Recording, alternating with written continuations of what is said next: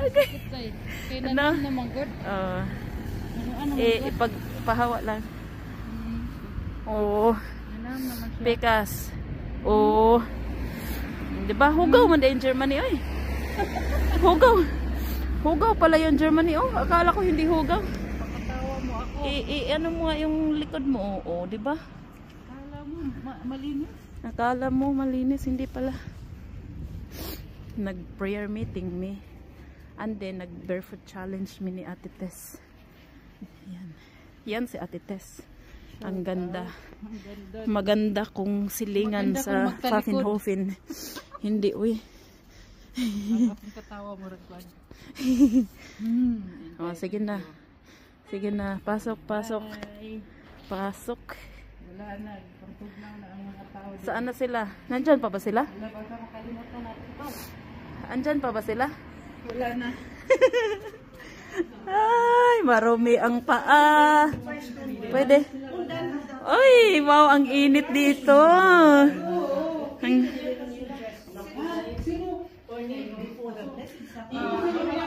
Wow, mainit dito, ti. Mainit dito, ti, oh. Diba? Sarap ang feeling, no?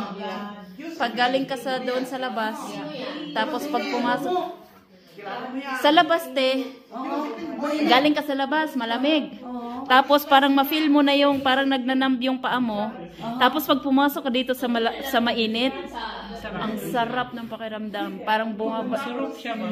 Yung ano mo, yung mga dugo ni mo ba, parang nag-circulate. Oh. Kaya yan yung health. Talaga naman tayo na. Oh, nung reaction mo kay Ate Tess, ang brave, di ba? Brave, no? Maisog. Naisog ay. Maisog. May love text ka lang siya. Kita. Naisog yun siya. Oh, hugaw kayo. Oh, hugaw kayo. Ciao, ciao. Sige, be, bye-bye. Hanggang sa susunod. Hanggang sa sunod. Oh. Ate Mars, we miss you. Sabay ganun eh.